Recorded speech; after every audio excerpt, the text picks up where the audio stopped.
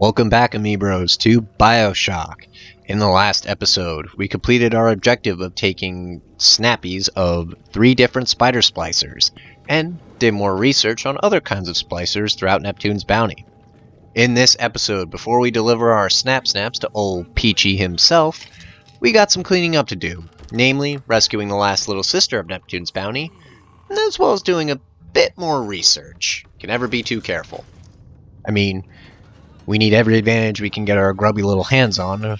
You know, we're not harvesting little sisters. We're taking an oath to rescue each and every single one of them. You know, barring the ones that, again, can be glitched in. I mean, why would we harvest little sisters? We're not evil.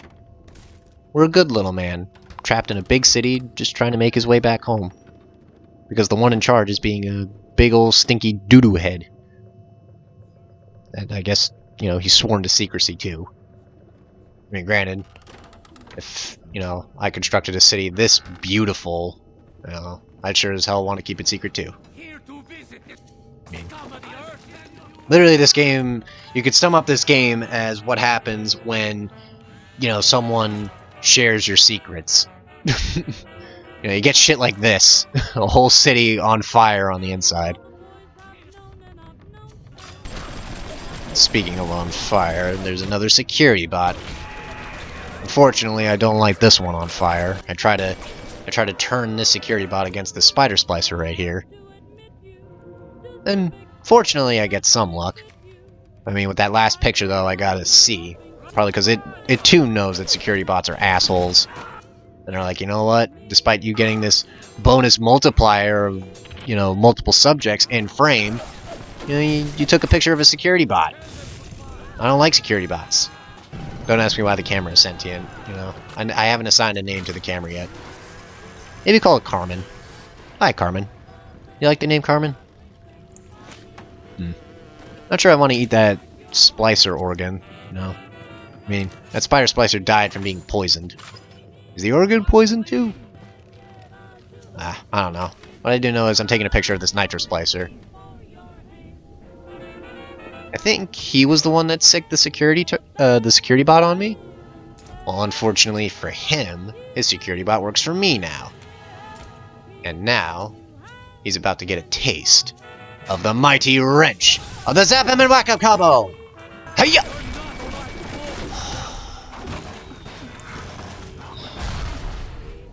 See, that's what I'm talking about.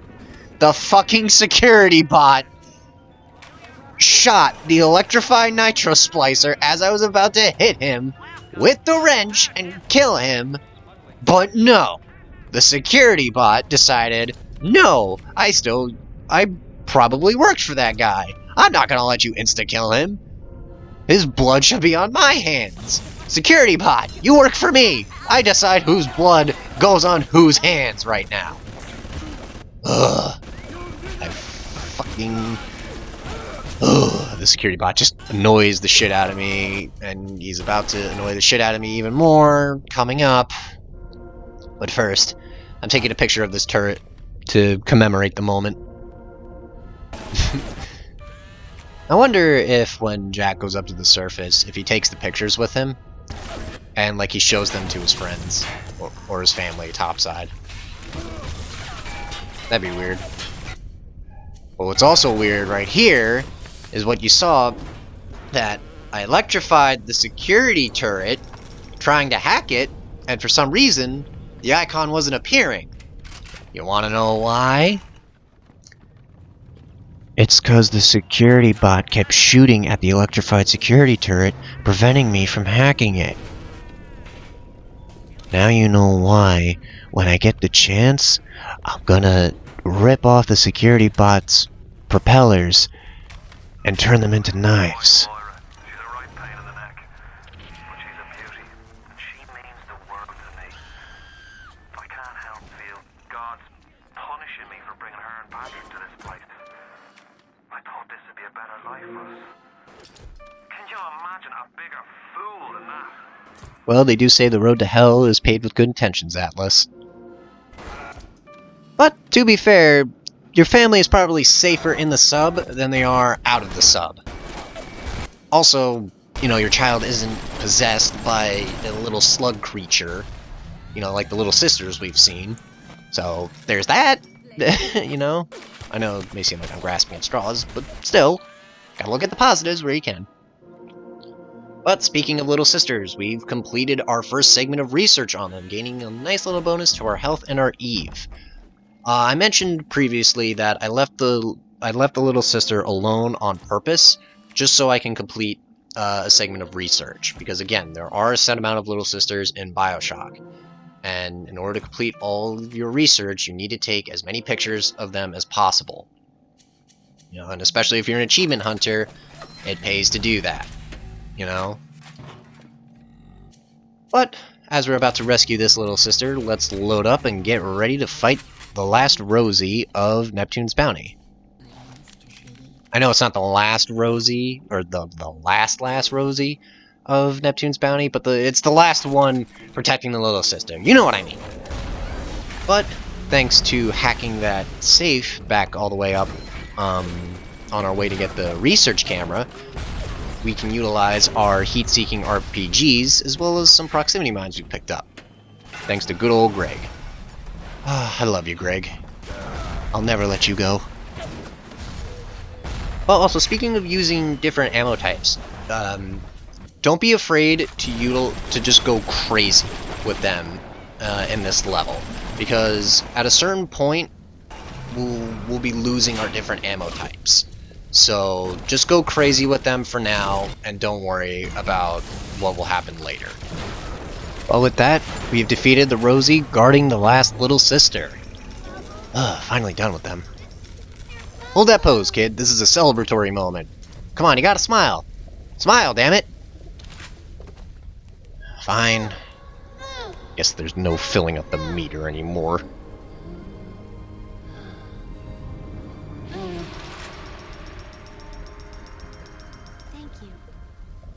Don't mention it.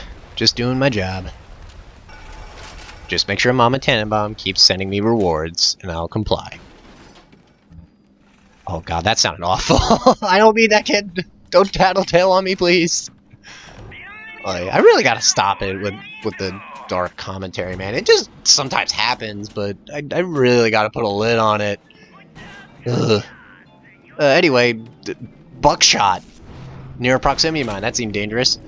I only got one bullet out of all that. Totally worth it. You know, it was a good thing I was carrying telekinesis on me. Otherwise, that would have been really, really dangerous.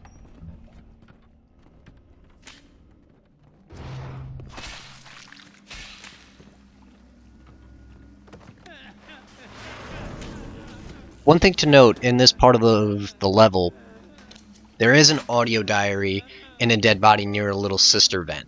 It's very easy to miss, and first time going through this area, I do miss it.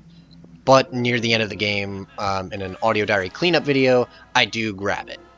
Well, after taking enough pictures of the security bot here, we get a new engineering tonic, Security Expert 2. It's like Security Expert 1, except it's a lot better. That's all I got. You know? I mean, that's how you can describe most upgrades in BioShock, let alone video games as a whole. It's like, this upgrade does this, except better, you know? I mean, wait till we get upgraded plasmids, where it's just like, you know, for Electrobolt 2, it's literally just stuns security turrets and bots for longer than the first one did, you know? Makes me wonder, though, how Ryan Industries, or hell, any business that dipped into plasmids advertised it, you know? It's like, are you tired of the standard, you know, Electrobolt plasmid? Well, guess what, buckaroo? We got you a new type of plasmid that's the same, except it packs more of a punch. It's like an iPhone, except, you know, with more memory. I don't know where I was going with that. What I do know is we picked up a new tonic, Wrench Lurker. And our good old friend Jody the Spider Splicer is back. Back off, Jody. I saw it first. You know, I don't care if you purposefully put it there. I saw it. It's mine now. And as soon as I'm done taking your picture, we can hash this out a little bit more if you so wish. I'm sorry, I need to take a picture of you real quick. You know, you're extremely photo savvy, despite you being bloodthirsty enough to kill me. Here, hold that corpse. Watch it, I got a bomb. Don't run at me! Well, that's the end of Jody. They sure go down easy once you research them up right. Come on in and show us those snappies. Phrasing, Peach. The Leadhead Splicer. It's not what it looks like. She was like that way when I got there. Oh, okay, I lied. She ran at me when I was holding a bomb, and you know what? I told her to stay away, and she did. It's her fault. Her fault. Are we sure I want to eat that? Bah. Well, we have enough Atom to buy a new plasmid. Target dummy! Game, why don't you explain? Distract your enemies. Buy yourself time in dangerous situations. Quite a handy plasmid, all things considered. Well, aside from getting Target Dummy, we end up getting a new plasmid slot as well, so now we can hold up to 4 plasmids instead of 3. I swear, it's a good upgrade for us. But how Target Dummy works is you basically set up a intangible decoy, and enemy splicers, as well as hostile big daddies, and security turrets, as well as bots, will home in on that decoy.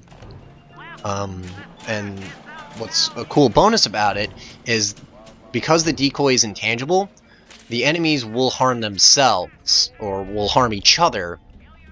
And again, Target Dummy is a really good plasmid because of that.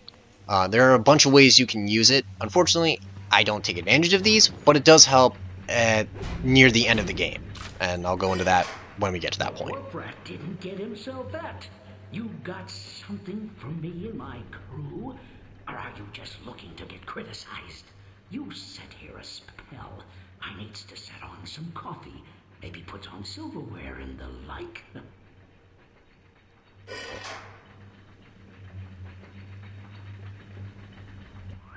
Before you head into the fisheries, a word to the wise. Old Peachy seems about as straight as a dog's hind leg. You keep your eyes open. What's the worst he can do, Atlas? Take away my weapons? Nobody walks into my swampy carrying to eat. Put your weapons in the pneumo, and then I'll let you in. Well, shit. If that's his price, you're gonna have to pay it. But he can't very well take your plasmids away now, can he? I guess not. Can't take away my new engineering tonic that allows 2 fewer overload tiles when hacking. I mean, he can always, you know, cut off my hands, Atlas. How am I going to use my plasmids then, huh? I mean, you're asking me to depart with Rover, Manny, Greg. We just got Greg! You know, he's our friend. Guess you're all I have left, Mighty Wrench. You're all I have left.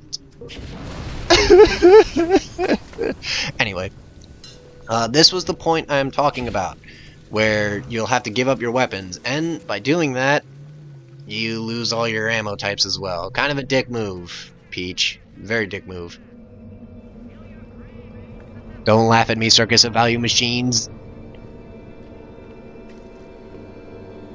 Now, I bet when your boss wiggled out of hell, he done told that devil he'd be right back. And the devil says, "Sure thing, Mr. Fontaine. I'll hold you a spot." Ryan promised Fontaine was dust, and now here you are doing his dirty. I guess that makes Ryan a bum, and you A catchy jingle. Titan slaying long-term booty call.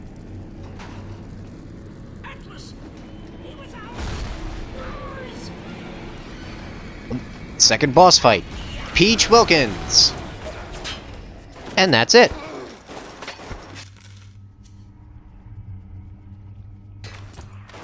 The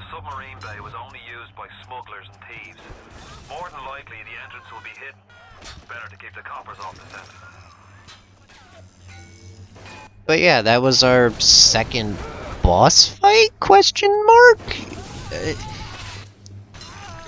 Peach Wilkins is nothing to fret about, trust me. As you'll soon see, whenever I hover over his dead body, like right now, it reads as a Nitro Splicer instead of Peach Wilkins. When we first fought Steinman, when we faced off against him, his dead body read as Steinman, you know? Peach doesn't get that same treatment, because for whatever reason, the game decides that instead of calling him Peach Wilkins, it'll call him a Nitro Splicer. And if you've been doing your research on other splicers, aside from the spider splicers, all the bonuses you acquired for the Nitro Splicers apply to Peach Wilkins, making the fight against him an utter joke, you know? But then again, maybe the fight with Peach was meant to be a joke. I mean, the first time you see him, he's hiding behind a door, and he gives you one of the best weapons in the game, for Christ's sake, you know? Conversely, when you first meet Steinman, or when you first face off against him, he's butchering an individual, and then whips out a Tommy gun trying to kill you, you know? Steinman is way more threatening than Peach is, and maybe on the harder difficulties, Peach Wilkins is a more challenging fight. I mean, in preparation for the fight against him, that's why I got target dummy to keep him and his goons off my back, because it can get a little hectic during that fight. But I guess that's only on harder difficulties? I have no idea. But should you have a more difficult time against Peach than I did, one way of dealing with him is, because he is an enemy splicer, you can deal with him the same way you would deal with Steinman.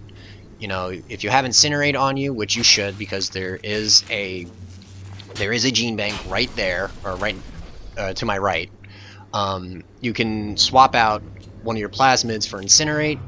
You light Peach on fire, he'll go into the body of water trying to put himself out, giving you a chance to electrocute it, dealing massive amounts of damage to him, to the point that he's either on death's door or he's already dead, you know? But again, that's only if the fight is really difficult and you're having a hard time against him for whatever reason. You know, and there are explosive barrels around the area that, again, you could fling at him as well. You know, but other than that, not too challenging of a fight. You know, the takeaway of our weapons could have led to something interesting, but alas, it didn't. You know, that's unfortunately one of the many not many, but one of the few failures of Bioshock 1. You know, it does a lot of things right. Boss fights, you know, it's very easy to see how the game is heavily skewed in your favor versus the boss's favor. You know, it's because of the upgrades that you can receive. You know, and the research camera doesn't help matters because, you know, since the citizens of Rapture can be classified as different kinds of splicers, the bonuses apply to them as well, you know? But I still love this game despite its horrible bosses.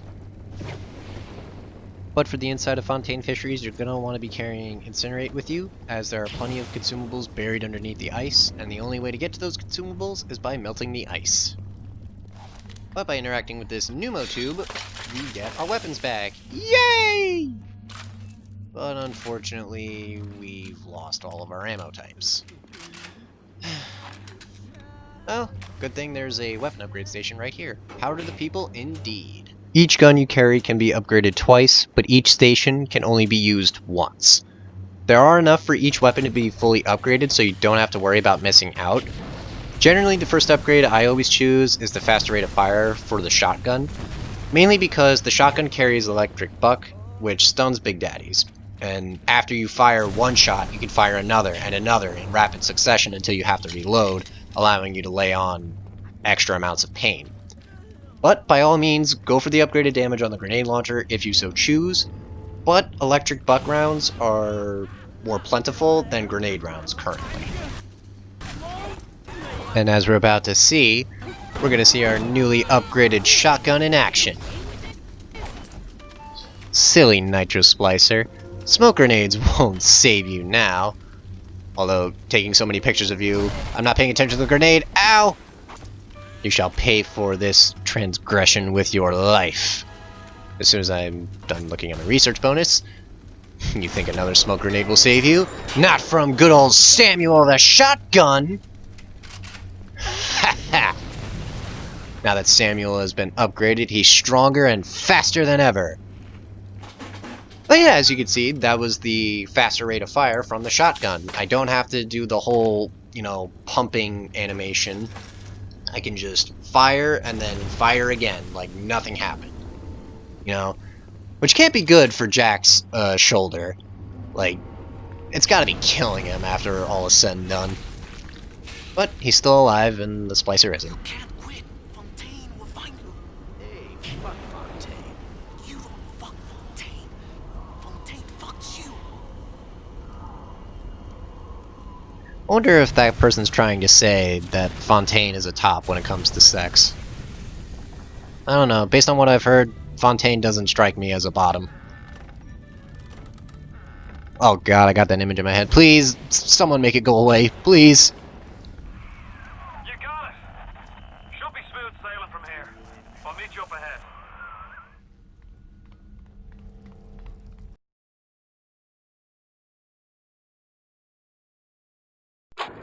Fontaine's putting the screws on us, and double. He's squeezing us out of 80 points of our cut with the threat of turning us into Ryan if we don't play ball. Son of a bitch.